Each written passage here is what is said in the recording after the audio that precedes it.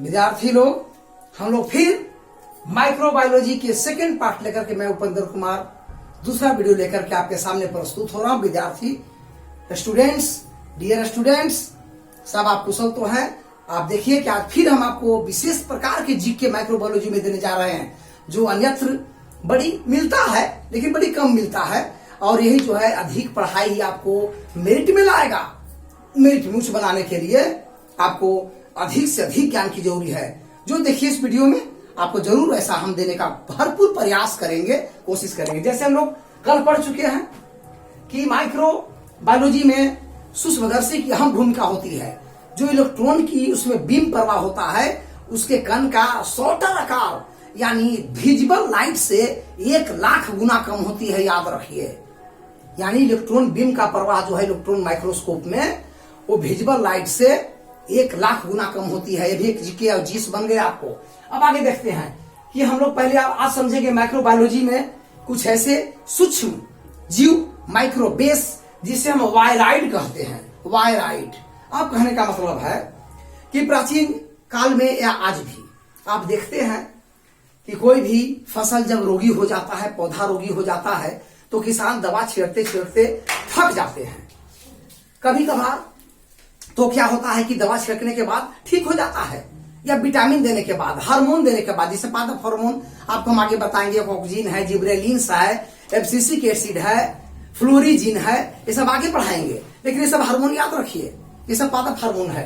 कुछ दवाइयां हैं जैसे एंडोसल्फान, फेनेवाल, रोगर, बीएचसी, डीडीटी, गैमेक्सिन, फेराडाउन, ये सब रोगों को नष्ट करने वाले हैं। लेकिन कुछ ये सब व्यवहार करने के बाद भी किसान थक जाते हैं और वो पौधा बिल्कुल कभी स्वस्थ नहीं होता। इसका कारण है वायराइड। यही हम आपको आज नए वीडियो के साथ पार्ट 2 में मिले रहे हैं। जैसे मान लिया कि वायराइड क्या है, जब किसी भी रोग हो जाने के बाद कोशिका रोग ग्रसित हो जाती है प्लांट सेल में, तो प्लांट सेल में एक सिंगल स्ट्रैंडेड आरएनए का निर्माण होता है। इसका पूरा नाम है राइबोज न्यूक्लिक एसिड। यह सिंगल स्ट्रैंड का निर्माण होता है। हालांकि ये जो यही सिंगल स्ट्रैंड बनता है, यह मजबूत शिष्ट पुट्टी वाली हो जाती है। इस पर दवा या कोई हार्मोन से एंजाइम्स का कोई प्रभाव नहीं पड़ता। अब कहने का मतलब कि इसकी खोज थियोडोर डायनर नाम के अमेरिकी वैज्ञानिक 1971 में किए थे। थियोडोर डायनर नाम के वैज्ञानिक 1971 में आपको खास करके ये वायराइड की खोज किए थे। उन्होंने सबसे पहले बताया कि जब किसी भी प्लांट सेल रोगी हो जाए तो तब तक इसको ठीक किया जा सकता है, लेकिन जब ज्यादा दिन तक रोगी छोड़ दिया जाए तब उसमें क्या जन्म ले लेता है, सिंगल स्ट्रैंडेड आरएनए। यह एक वायरस का काम करता है। हालांकि मूल वायरस नहीं है, यह व्युत्पन्न वायरस है का निर्माण कर लेता है। अब ये वायरस क्या करेगा कि ये वायरस प्लांट वायरस है। वायरस का अध्ययन करना वायरोलॉजी कहलाता है। वायरोलॉजी का 2 डिपार्टमेंट, एनिमेलिया में अलग वायरस, प्लांट में अलग वायरस। प्लांट वाले एनिमल में नहीं रोग फैलाएंगे, एनिमल वाले प्लांट्स किंगडम में नहीं रोग फैलाएंगे। ये अलग अलग रोग फैलाते हैं, याद रखिए। इसका अध्ययन करना वायरोलॉजी कहलाता है। वायरोलॉजी के 2 पार्ट्स होते हैं, Plantae and virus and animalia virus. तो यह खास करके प्लांटी वायरस है, एनिमल में रोग नहीं के बराबर बनाता। तो इसका परिचय यह है कि सिंगल स्ट्रैंडेड आरएनए है। इसका आकार जो है वायरस के आकार के, एक सूक्ष्म वायरस के आकार की 1000 गुना कम होता है। एक सूक्ष्म वायरस के आकार से 1000 गुना कम होता है। जैसे ऐसे याद करते हैं आप कि एक अमीबा से 3,00,000 गुना छोटा जीवाणु होता है। एक जीवाणु से 1000 गुना छोटा वायरस होता है। वायरसों में को बैक्टीरियोफेज वायरस है, वह एक बाकी वायरसों से 1000 गुना छोटा है।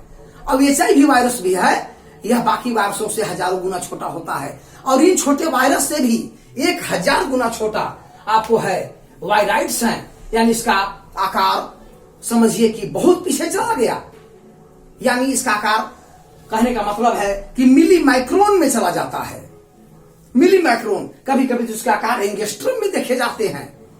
आप हमको ये सब जो है ये क्या बोलते हैं इसको, जो एंगस्ट्रम है, माइक्रोन है, मिली माइक्रोन है, ये सब जो है सूक्ष्म मापक इकाई है। यानी इसको कहते हैं मेजरमेंट यूनिट है, लेकिन माइक्रो मेजरमेंट यूनिट है, मेगा मेजरमेंट यूनिट नहीं है, जो माइक्रोस्कोप इलेक्ट्रॉन माइक्रोस्कोप में लगा होता है।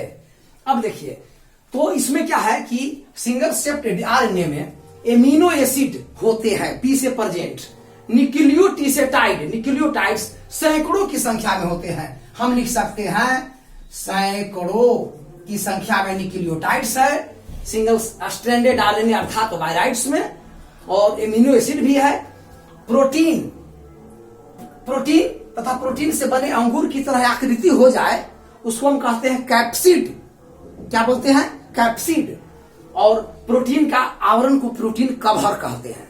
ये मौजूद नहीं होते, ये एब्सेंट होते हैं इसमें, लेकिन एमिनो एसिड और न्यूक्लियोटाइड प्रेजेंट होते हैं। ये सब आपको जीके जीएस बन रहा है, और ये जीके जीएस आपको उच्च श्रेणी का बन रहा है जो कठिन से कठिन सवालों को हल करने में परीक्षा में मदद करता है। 60-70 तो सब बनाते हैं। 1995 के लिए तैयारी करिए, तब जाके मेरिट में आइएगा। 10, 20, 50, 60 बनाने से मेरिट में नहीं आने वाले। इसलिए अध्ययन अधिक गहराई से होना चाहिए। कोई पढ़ाई को किसी भी प्रतिद्वंदी को दबाने के लिए और उससे आगे निकल करके हाई मार्क लाने के लिए आपको गहराई से ज्ञान जानना जरूरी है। अब इसके बाद क्या करते हैं, किस तरह की इसकी बनावट होती है। यह है वायराइड्स की बनावट, जो खोजने वाले थे थियोडोर डायनर 1971 में। वायरोलॉजी का अध्ययन हो रहा है। वायरस दो तरह के, Plantae virus and animalia virus. ये प्लांटी वायरस एनिमेलिया में नहीं आएंगे, एनिमेलिया वायरस प्लांटी में नहीं जाएंगे, अपने अपने क्षेत्र में रोग बनाते हैं। अब कहने का मतलब प्रॉपर्टीज में आते हैं। गुण, किनका गुण? वायराइड्स का। Properties of viroids. अब इसके गुण लक्षण को समझेंगे तो गुण लक्षण में यह है कि वास्तव में टीएम भी अपना नाम आप आगे जानिएगा, टोबैको मोजैक वायरस कहते हैं। उसी की तरह यह जो है इन्फेक्शन लाता है एक रोगी पौधों से स्वस्थ पौधों तक, यानी डिजीज वाले प्लांट टू हेल्दी प्लांट तक यह इन्फेक्शन लाता है। तो इसे कहते हैं प्रॉपर्टीज, इसका गुण है। यह गुण था, आगे पढ़ाएंगे टीएमवी में, टोबैको मोजैक वायरस में, जो प्रकार का वायरस है जो खास करके तंबाकू के पौधे पर खोजे जाने के कारण इसका नाम टोबैको मोजैक वायरस पड़ा। आगे बताएंगे इसको अगले वीडियो में। तो समझिए किसी की तरह यह फैलता है। यहाँ देखिए, रोगी पौधे को हम निचोड़ के रस बनाए, परखनली मिलाए और उसको हम चुआ देंगे या गिरा देंगे अच्छे पत्तियों पर, स्वस्थ हेल्दी लीफ पर, तो इससे भी इन्फेक्शन मिलाकर के इसको भी डिजीज वाला पत्तियां पौधा बना देगा। यानी इसकी फिल्टर पेपर या महीन से महीन चलनी 50-30 कपड़ों का तह से भी गुजर जाने की क्षमता रखता है, इतना महीन होता है। तो कहने का मतलब कि इसके प्रॉपर्टीज हुए। अब इस प्रकार से हम आगे बढ़ते हैं कि इसका और भी गुण है। जैसे मान लीजिए बैक्टीरियोफेज पढ़ाएंगे हम, ये भी माइक्रोबायोलॉजी का ही मुख्य अंग है। जीवाणु भाजा कहते हैं इसको।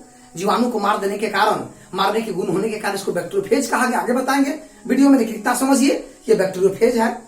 तो कहने का मतलब किसके तरह यह जो है अगर उचित एंजाइम मिले तो रिप्लिकेशन यानी गुणन करता है। आप गुणन करके अपनी जनसंख्या को द्विगुणित, फिर द्विगुणित, फिर द्विगुणित करते करते काफी फैला देता है। लेकिन याद रखिए कि जब रोगी पौधा हो जाए, ज्यादा दिन तक रोगी छोड़ दिया जाए तो उसमें वायराइड का जन्म होगा, और जब वायराइड का जन्म होगा तो इसका कोई इलाज फिर नहीं होता। वे पौधे 1000 बार सूख जाते हैं, हजारों दवा देने के बाद, हजारों विटामिन देने के बाद भी आपको पूर्ण रूप से हेल्दी नहीं हो पाते, क्योंकि वायराइड का जन्म हो गया। यही है वायराइड, जो आप समझिए ध्यान से। यह वायराइड क्या है, आप कभी भी जाकर के ऐसी बातों को बोलिएगा तो आपको समझा जाएगा कि आप कुछ जानते हैं। तो इस प्रकार से यह होता है वायराइड, जो बैक्टीरियोफेज की तरह भी गुण वाला है, टीएम भी गुण वाला है। तो कुल मिलाकर के वह किसमें है, वायरोलॉजी में आता है। तो इस तरह से इसमें आपको 10-20 जीके बन गए, जो नए नए बन गए।